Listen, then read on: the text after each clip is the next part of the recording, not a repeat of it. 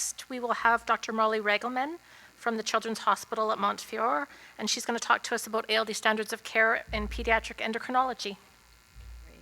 Thank you, everyone, and thank you again to Elisa and Miranda for organizing a wonderful meeting. I'm going to talk about endocrinology concerns with ALD today. We'll start out by reviewing adrenal pathology and manifestations of adrenal insufficiency. Then we'll talk about surveillance after the newborn screen, and then talk about treatment. And at the end, we'll talk a little bit, very briefly, about concerns with testicular dysfunction. So before I go into the pathology, I just want to go over normal adrenal function for everyone. This is my very simplified picture that I think is on the Alliance website still. And it just starts out with, we'll see if the pointer works. It starts out very simply with, where we'll talk about ACTH a lot, which is produced by the pituitary gland. It acts on the adrenal gland, and then the adrenal gland makes cortisol. And cortisol is a hormone that we're going to focus in on as being important for many functions. Now, what's important is to understand how this is secreted. So there's a natural rhythm to how ACTH and cortisol are secreted in the body, but that develops over the course of the first couple of years of life. And so in a newborn, you don't have a normal pattern of secretion that you do in an older child. Naturally, if we all got good sleep and aren't jet lagged from coming from the West Coast, we should have lowest levels around midnight, and then they start to rise at about 2 to 4 in the morning, and then peak around 8 a.m. So for parents out there, when you hear someone say you have to come in for an 8 a.m. blood draw, it's not about whether they had breakfast or not, it's about that time of when they wake up from their sleep. So what does cortisol do? Cortisol is made in our body and utilized all the time, but really it's important for when you have stress, and this is what we worry about. And during times of stress, cortisol helps you raise your blood sugar levels, and it also helps keep your blood pressure up, which helps keep the blood and the fuel going to the brain and to the other vital organs. So what happens with ALD? In ALD, these very long-chain fatty acids that are getting measured on newborn screening, those tend to accumulate into the outside of the adrenal gland called the adrenal cortex, and it disrupts the ability to make cortisol and also the ability to make androgen hormones. And then sometimes, in some of the boys and men, it can also interrupt the ability to make a hormone called aldosterone, which is really important for how you manage salt in your body. This is my cartoon depiction of the adrenal cortex. There are 3 zones, and each zone makes a different hormone. So the very long-chain fatty acids preferentially go into 2 of the zones, and then when they knock out those zones, then the ability to make cortisol, which is the glucocorticoid that helps with the blood sugar and blood pressure, gets knocked out. And also the androgens, which when you have young boys, they're not making so much, but when you have older teenagers, they're not making quite as much. And then also the glomerulosa can be affected. It's less common, but if it is affected, then there's a problem making mineralocorticoid and being able to hold on to salt in the body. And so there's extra salt in the urine and salt craving behaviors and electrolyte problems. In terms of the reasons that these very long-chain fatty acids cause problems in the adrenal cortex, there are 2 main possibilities for this. One is that they just get into the cells, they cause disruption in how the cells function, and then that stress leads to the cells dying, or apoptosis. The other possibility, and it has been shown in the lab, where the very long-chain fatty acids get into the cells, and then they prevent the cells from binding properly to the ACTH signal, and then the cells shrivel up because they're not seeing ACTH, and so then you're not making cortisol properly. And so back to our picture, what happens is the adrenal glands get knocked out. They're not able to make cortisol. And because there's lack of negative feedback going on, you get a rise in the ACTH. And what this looks like if you don't know a child has the condition is chronically these kids will show up in their pediatrician's office with stomach aches, they're not eating well, they have poor weight gain. If you're looking carefully, you'll start to notice bronzing of the skin, darkening in particular areas, including the genital areas, creases, scars. And in those who do develop the mineralocorticoid deficiency, you can see salt craving. Acutely, this is a life-threatening condition if it's unrecognized, and it can present with severe belly pain, vomiting, dehydration, low blood sugars, low blood pressure, and it usually is triggered by another illness. So it often is like, oh, he gets really sick when he has the flu, or he gets really sick with asthma, and then they happen to have gotten steroids for another reason, and they do okay, or if it's not recognized, it can be a problem. This is just a publication of a picture of what some of that darkening of the skin looks like. These are family members of the same race, and you can see that the skin can get generalized darkening, but then also you'll see darkening particularly over the knuckles. Genitals are not shown, but nipples tend to get really dark, and then you can see hyperpigmentation in the gums and on the tongue as well. In ALD, we have two big studies that talk about how often adrenal insufficiency develops. And it's estimated to occur about 80 to 86% of the time based on the two bigger studies that we have. The earliest report is one that I made of a 5-week-old who had biochemical evidence, not symptomatic, but biochemical evidence of adrenal insufficiency. Females with ALD are thought to not be at high risk for developing it, and there's no clear marker to help us predict when or if it will develop. So the one prospective study looking at this came out of Kennedy Krieger almost 2 decades ago now, and they had boys who were identified based on family members and were thought to be asymptomatic at the time they enrolled in their study. I want to point out how young they were. The average age was only 4.5. And at baseline, they had a significant number of kids who already had frank adrenal insufficiency. So even though they called them asymptomatic, it's one of those things that adrenal insufficiency, if you're not looking for it, you probably aren't going to find it until something sort of catastrophic happens. A lot of the boys had borderline results, and only 20% actually had normal results at baseline. When they did follow-up, which on average was over 2 years, they found that 86% of those boys had evidence of adrenal dysfunction by the end of the study, and none of the boys who had been tested had mineralocorticoid deficiency.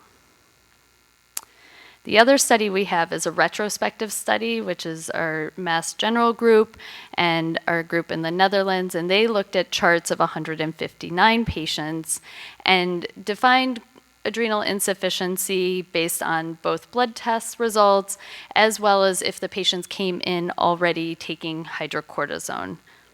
And we talked a little bit about this yesterday. The one problem with defining adrenal insufficiency just based on whether or not you're taking hydrocortisone is that sometimes, especially in ALD, people kind of default to treating because they're worried that you're going to develop it. And so sometimes kids will come in already prescribed it, but kind of have these borderline results that may or may not progress.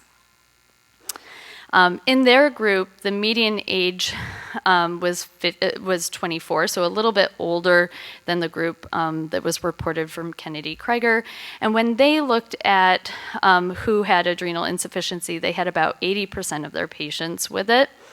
And their median age at diagnosis was about 14, and the youngest in their cohort was 7 months. About 2/3 of their patients actually had symptoms when they were diagnosed. So again, this is why newborn screening is great, because we're identifying kids before the problems come up. And there were huge delays in some of the patients from symptoms to diagnosis. Their range went up to 21 years. More than half of their patients were treated with mineralocorticoid therapy, but they didn't have the data on the testing that was done for for mineralocorticoid deficiency for a lot of the patients. So again, sort of like this default sometimes happens in the endocrine world where we decide to start treatment because of borderline results. And it's not to say there definitely are some men and boys who have salt wasting. It's just the data, I think, are not so clear how many you would expect. And they also showed no correlation with very long-chain fatty acids and onset of adrenal insufficiency. And this is just the picture depicting how quickly the mineralocorticoid versus the glucocorticoid deficiency developed. Glucocorticoid, much more common. The mineralocorticoid deficiency seemed to develop later on and be more commonly diagnosed in adults. So what do we do when we have a boy who's diagnosed by newborn screening? So I love to show this picture because this was 2012. This is before newborn screening. And there's lots of information on what to do from neurology, and there are lots of neurologists in this audience. And then there was this little box that said, refer to the endocrinologist, which is where I was. This is where I was in New York when newborn screening started. I was an endocrinologist, and I was one of two endocrinologists in this group. There was Rose Marino and me, and this is our picture from our very first meeting like this. And Rose and I sat during lunch at this meeting, and we said, you know, we both are seeing a lot of these kids, and we kind of are doing similar things, but we don't really have any consensus. And so we got together with the Pediatric Endocrine Society, and our at the time it had a longer name, but it's the rare disease group. And we got a group of us together who had seen a handful of kids with ALD, and we came up with a consensus guideline of kind of how to go about monitoring these kids. So our approach is pretty much my approach, which is once the ALD is diagnosed, we try to get kids into the office for evaluation within a week. It's not so much that we're concerned about the babies having adrenal insufficiency in that moment, but it's about all of the other kids in the family. And I appreciate your talk from earlier today about your son, because that's been a lot of our experiences in the endocrine world, is that we have a baby in front of us, but there's also a 3-year-old or a 4-year-old or a 5-year-old in your case in the room that we need to test. I do physical exam, and then I spend a tremendous amount of time talking to parents just about what adrenal insufficiency looks like, and really try to educate them so that they know what to do and when to call us and how to recognize symptoms at home. I also provide lots of parent education, and I think we've talked about this a bunch today.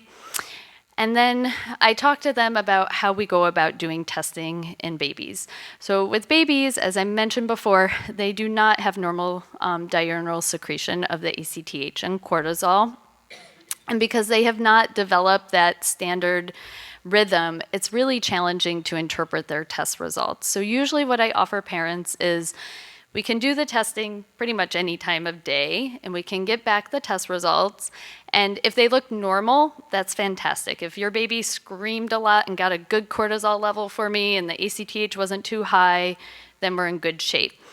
If it comes back ambiguous, which it usually does, then usually we recommend doing a stimulation test just to make sure the cortisol levels are responding appropriately. Usually by 6 to 9 months, the baby is starting to sleep more regularly, I will start trying to do morning blood draws. Around usually about a year, the 8 a.m. levels can be more accurate. And then in terms of frequency, it was hard for us to come up with a consensus, and this is something I think we're going to need to revisit as we get more information from newborn screening. But we initially decided on settling on a 3 to 4 month time period to come back for blood tests when kids are younger, because we had had a few experiences of kids really young presenting with adrenal insufficiency and also progressing a little faster than we had initially thought. But then, and on top of that, young kids are difficult to diagnose or notice symptoms. And so for those reasons, it was a little more frequent. And then in the older group, because symptoms do tend to be easier to recognize, we thought that 4 to 6 months would be a more appropriate time frame. Okay. And then there's this crazy algorithm that we wrote that's helpful for endocrinologists and really not something that everyone needs to memorize, but it gives guidelines for cutoffs for ACTH and cortisol that then can be used. You should be aware if your endocrinologist says to you 14.5 is now our new 18, that is true. There are newer assays out there that are being used, and so cortisol cutoffs in the endocrine community have been changing. And I just want to point out, newborn screening does work. Leanne Eng, who is now one of my colleagues, formerly a fellow with us, and I published a report a couple of years ago now of 2 infants, one in Connecticut and one in New York, who both presented really early with biochemical evidence of adrenal insufficiency. The nice thing is both of these boys were started on treatment with stress dosing when they were sick and progressed to needing daily dosing, and they've done fine. No adrenal crisis for either one of them.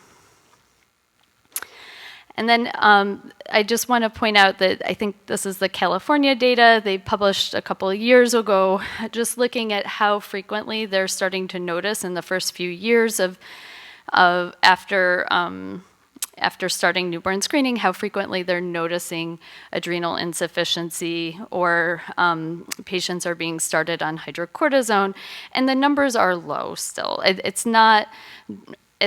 We still think that the peak onset is somewhere between 4 to 8 years, but there still are infants that are getting picked up early. So what about treatment? So now, once we get to the point where we've gone through screening and there's a diagnosis, treatment is actually really straightforward, except in the endocrine community, nothing is organized as everyone else in system. Everyone has their own steroid protocol that they like to follow, but there are different standard protocols out there for primary adrenal insufficiency. Hydrocortisone is pretty universally the preferred steroid of treatment. It comes in tablets, and then there are also capsules that are sprinkles that you can open up and sprinkle onto food now. And it's typically taken by mouth 2 to 3 times a day, with the highest dose in the morning, and then you kind of gradually taper down on doses over the course of the day. And one thing, especially with Dr. Pierpont's talk from earlier, behaviors can be influenced by steroids, and so just keeping in mind, like keeping the doses low later in the day, I think is important, and trying to keep it away from bedtime also is helpful. Kids need to get extra hydrocortisone when they're sick. We'll talk about that in a second. And then after the glucocorticoid deficiency is diagnosed, mineralocorticoid deficiency screening should start. Mineralocorticoid deficiency alone has not been reported in ALD that I'm aware of. And so it's, generally speaking, you don't need to start doing that screening until you have evidence of of the glucocorticoid deficiency. And then treatment of androgen deficiency is controversial in that most endocrinologists will not do it. Long-term follow-up for anyone who's on hydrocortisone requires monitoring of growth when you're a child. Later on, you want to make sure that you're not over-treating, that you're not having problems with weight gain, hypertension, bone loss. And then just to be cautious when there are other meds that are being used, some of those other medications can metabolize the hydrocortisone a little faster. Whenever anyone has adrenal insufficiency, it's all about prevention. And so part of prevention is having a safety plan in place, a daily plan and a safety plan. So you have your daily medicines, and then you have your medicines when you're sick. Part of having that is wearing a medical ID so that, God forbid, there's an accident, EMS can identify who needs steroids. I always say parents and caregivers should have 24-hour access to an endocrinologist. And then you should have like what I call the go bag, the emergency bag that has the emergency hydrocortisone in it and the syringes for administering it, extra doses of medication. And then I have emergency letters also. This is a sample of a treatment plan that you can use that is just like, this is my daily, this is my sick day, this is my, I'm having a really bad emergency, and then plans for sedation, surgery, anesthesia. This is an example of a publication. I have my own one that I use in my own electronic medical record at Montefiore, but this is a very pretty one that prints on color. I don't have color printers in my office. And then this is a sample of an emergency letter. This is not intended for parents. This is intended for emergency room physicians to have, and it should just be handed to them. I ask that all school nurses have it and that the nurses then can just give it to the medics and send them on their way with it. And it's basically a recipe plan for what to do in those first 20 minutes in the emergency room while you're trying to get the on-call doctors available on the phone. And planning does work, and this was a report out of Minnesota a few years ago from their anesthesiologist, just looking at all their patients with ALD who came in and had sedated procedures. They had 166 anesthesia procedures. Most of their patients had adrenal insufficiency, and they had no significant problems. And so it's just pointing out that if you're planning and you're thinking ahead, you're going to prevent problems. Very, very briefly, I just want to mention that we don't really have a known therapy at this. We have no therapy at this point for adrenal insufficiency prevention. We have hydrocortisone is an excellent treatment for adrenal insufficiency, but there's nothing that prevents it from happening. There's a very limited open label trial with Lorenzo's oil that suggested maybe it slowed the progression to adrenal insufficiency, but it did not reverse it. And it was a very short time period. It was only 6 months, so I'm not really sure you could make much of it. And then the studies that have been done on stem cells have not shown a reversal of the adrenal insufficiency or a prevention for those who didn't have it before they had the transplant for progressing. And it's thought that gene therapy will have the same findings as well. And then just really briefly, I want to just touch base on the androgen deficiencies and testicular dysfunction. This is an area that I think really needs our adult endocrine colleagues to be involved in. They're very limited studies, but those studies that are out there suggest that this is a real problem for men with AMN, that roughly about 3/4 will have some degree of testicular dysfunction. And those very long-chain fatty acids that are disrupting the adrenal cortex also get into the cells of the testicles, the Leydig cells, and interfere with the androgen receptors there and lead to a primary problem with producing testosterone. It's also possible that with some of the men with cerebral disease, that they're also not sending the signals to the testicles to make testosterone as well. And the concerns with androgen deficiency or testosterone deficiency are multiple and sometimes confound all of the other things that are going on already with AMN. So decreased bone mineral density is a real concern, and especially if you're starting to have mobility concerns, the risks of fracture go up when you have decreased bone mineral density. It also causes anemia. It can be associated with depression and reduced libido, as well as increased fat and decreased muscle strength. None of those things are good. So I'll wrap up and I'll answer any questions. I just want to say, just to kind of hit home on the points, ALD newborn screening is identifying those at high risk for life-threatening adrenal insufficiency. The guidelines are doing their best attempt to identify the boys who are going to be at risk and need hydrocortisone treatment right away. We don't understand that natural time course still for the development, but we know that once it develops, we have good treatment, good hydrocortisone treatment for it. And then for sure, there's a lot of room for research to go on with the testicular dysfunction. And then just in terms of other things I think would be helpful, I think we need to better understand the natural time course for adrenal insufficiency. We talked a little bit yesterday about having clear definitions for what is adrenal insufficiency would be particularly helpful because it is often the first symptom, and when you're trying to label variants as pathogenic versus benign, I think it would be very helpful to understand how the adrenal insufficiency was diagnosed and have clear consensus for it. And then revisiting guidelines is going to be important. And then the adult studies, as I mentioned. I would also just say the female studies for adrenal insufficiency and ALD are lacking, but I think it's likely because it's so unusual to develop, but we don't really have a full data set saying for sure for that either. Okay, and I just want to thank everyone again for today, and I'm here to take questions. Hi, Dr. Pathophysiology, Pediatric Endocrinologist at Brooklyn Memorial Medical Center. Thank you very much for a wonderful presentation. I would like to ask your permission to share one case which we treated in our hospital, which I think will add to your presentation. Yes.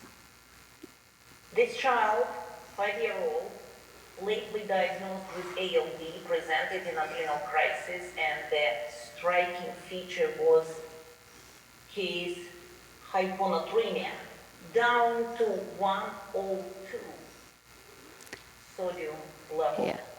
which was kind of striking to Dr. on call because we thought we kind of didn't hear properly. But it is like confirmed by gas, by CMP, BMP many times until it normalizes. Yeah. So in this child, the leading what led to diagnosis of adrenal insufficiency, lately diagnosed as ALD, was mineralocorticoid deficiency features together with glucocorticoid deficiency. Yeah.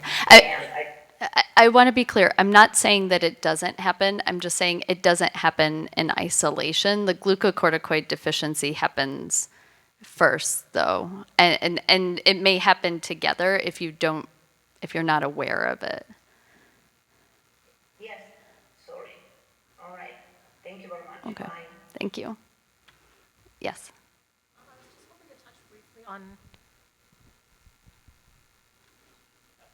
I was just hoping to touch briefly on the adrenal crisis issue and in terms of what happens, with the paramedics. So as a parent, going home from transplant, my son's adrenal insufficient, and I was sort of curious, if I'm the caregiver or my husband or the school nurse is there, they have an adrenal crisis, they give the shot, and off you go to the ER with your emergency plan. In a circumstance where a caregiver is incapacitated or there's someone there that can't give the shot, I was alarmed to go back home. I called the local paramedic system, and it wasn't within their scope of practice to give that shot. So you're en route to hospital. You're not getting any steroids until you get to hospital. And that was in Canada, and I've called around a little bit in the States and found that to be quite similar here in some health systems. Is there any initiative from the Endocrine Society to push to have that as a standard of care so that in circumstances where that shot can't be given, that they're going to have that immediate access to that support Yeah. via So steroids? the answer is yes. It's a state-by-state situation, and even in some states, you have to ask. So I learned this from one of my ALD moms, that in New Jersey, for example, you have to specifically ask for when you call 911, you have to say, I need ALS. So when I fill out school forms for, advanced life support. So I fill out school forms for New Jersey parents, I have to write that in.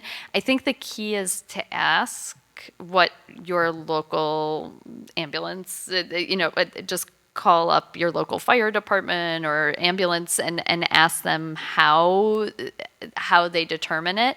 But then there are some states where they aren't trained and they don't do it, or they don't even carry it. So the Pediatric Endocrine Society, and the CARES Foundation, which does a lot of adrenal insufficiency work also, they do have, like, if you, particularly the CARES website, I think has like a letter that you can send to your local legislatures, but it really is a state by state situation. And sometimes it takes a horrific situation to make legislatures move. So what you're suggesting is people investigate in their local area, and I suppose if you're traveling out of state, to investigate and sort of see where you would stand if you were in a car accident or something. Yeah, unfortunately. The good news is you do have time usually. So I grew up in a rural area, so time can be a really long time, and that you don't have. But usually, 15 to 20 minutes is a reasonable amount of time. In fact, we tell our emergency room when a kid comes in, you've got 15 minutes to get an IV in. If you can't, give it as an injection. And so when I have kids who have seizure disorders and they have adrenal insufficiency, I tell the parents, give the diastat first, then you can go ahead and, we kind of have like a routine in place and when they give it, and to wait and see how the kid does. If the seizure's still going on, then they give the injection. I think the other thing is just repetition, because I tell everyone when I teach them the stress dosing that I don't expect them ever to need to use it. And so if you only show it once and it's a little itty bitty baby or, or even a bigger kid, and you only show the video once and you only do the demo once, and it's a decade later when something happens, of course they don't remember. So I try, like, as a routine once a year with anyone, I go over it. I say, have you looked at the video lately? Do you want me to review with you anything? And I have varying degrees of parents with like medical backgrounds that I see. And some are like, yeah, we got it. And others will take me up on it. And we just kind of go through drawing it up with the vial and using the pillow. And I think that's important to do too.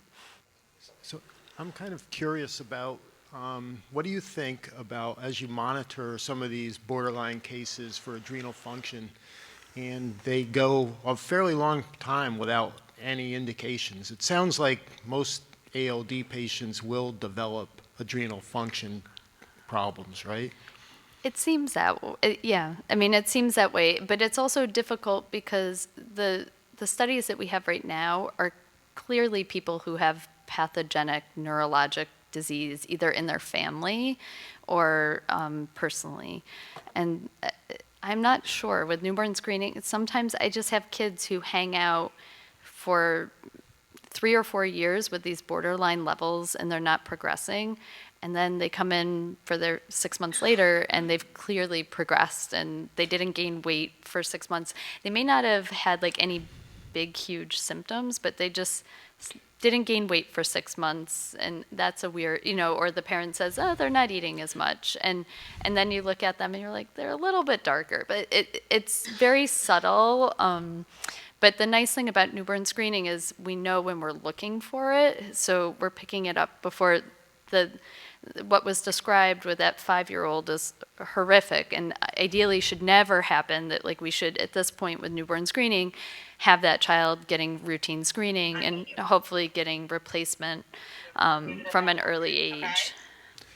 Yeah, so I'm kind of thinking of it longer term. Like, say now you go out 8, 9 years, and you still have a child that's going through these MRIs, and it seems like is this a canary kind of in the coal mine kind of thing to say, well, maybe this baby or child now will be, at what point do we use this, especially as we acquire? I'm hoping we acquire this kind of data that would say, we've got this group of children that are not developing adrenal disease with this, down in these lower areas and with variants that weren't known, and no signs on MRI. Yeah. I don't know if I think it all together will help I with think the I'm picture. I think I'm in Dr. Kemp's camp from yesterday where I'm a chicken and endocrinologists, we tend to err on the side of treatment or prevention, err Right. on the side of safety, which is why I was also making the point yesterday about Goes if both you ways, if you yeah. use hydrocortisone as a hydrocortisone prescription as your definition of adrenal insufficiency, well, if one time there was kind of a borderline result and the prescription was sent, but then for 3 years everything was solidly normal, I don't think that kid has adrenal insufficiency. And it's hard with these database studies to really tease out, and especially you have to know who's filling out the forms. If I'm filling out the form and I put down adrenal insufficiency, then I think I'm being fair. I think I'm right in saying it. But then, if it's, the metabolic center is just looking and saying, oh yeah, there's hydrocortisone now prescribed by the endocrinologist, the kid must have adrenal insufficiency, and it gets checked off and then it goes into the database. I'm not sure that necessarily correlates with pathology all the time. Okay, thanks. I don't know. Hi, I have a very theoretical question that requires probably a crystal ball. But my child was the recipient of gene therapy, and prior to that, we had the opportunity to participate in a study at Mayo Clinic for cryopreservation of testicular tissue. So given that he is adrenal insufficient and that he was prepubescent, is that something that is realistic with adrenal or androgen deficits? Like, is he a good candidate for such a thing, given that? Yeah, I think he is. I mean, I think it's fine. I think, so he had preservation done. We did, and we have to yeah. store it until maybe someday in the future there might be some use for it. Right. But if we know, or if there's not really, or the assumption is that there is decreased function. So there's only there's only one study that I know of, and please anyone in the room who's an expert correct me, but I think there's only really one study that looks at fertility, and it's not a good study, but there definitely are men who have children. Okay, and thanks for clarifying. I've taken care of kids who've gone on to have children. So that definitely, I think, I don't want to lead anyone into thinking there's infertility. It's just that Okay. testosterone levels can tend to trend down, so which is a little different than sperm production, but it's more like libido and that sort of. And so yes, I think it's always good to think about the future for all of our kids and anyone. I take care of a lot of boys and girls with fertility concerns later on too, and so I always encourage them to go to reproductive endocrine and to talk to them before any sort of transplant. Thank you for clarifying. Yeah. I guess we'll just do one more question on Zoom before we move on. I'm a newborn screen mom with a 15-month-old who has borderline numbers. Do you find that borderline patients tend to have more clear numbers or indication by a certain age? I think under the age of 2, it's really common to have borderline results, or just ambiguous results that require additional testing. We have recently had improvements in how cortisol assays are done, and so there's less interference, and all of a sudden, all of our cortisol levels over the last 7 years or so have been lower than we're used to looking at. So on top of just introducing the ambiguity of of someone under the age of 2 and the problems with test interpretation at that age, we also have new tests that we're all trying to figure out what our new cutoffs are. So I wouldn't be surprised if people are extra cautious and doing extra testing, or, like I said, prescribing hydrocortisone in the event of an emergency, because we don't always know it, we don't always know all the details, or we don't know for sure if there's going to be progression, but we know that hydrocortisone is life-saving. And I always tell my own fellows and the doctors who take care of our patients in the emergency room that I never yell at anyone for giving a dose of hydrocortisone, because it's like, you thought like, ooh, maybe there's adrenal insufficiency. You're not going to do a lot of harm giving one dose. You could give harm if you give it every single day and you start causing the problems with bone mineral density. But if you're concerned, it's perfectly reasonable to give a dose. So I think that's where I think it's reasonable to do that, but I also think it can sometimes cause a little bit more anxiety for people when you have those ambiguous results back and you're being given injections and all these other things as a just in case too. Okay, thank you so much.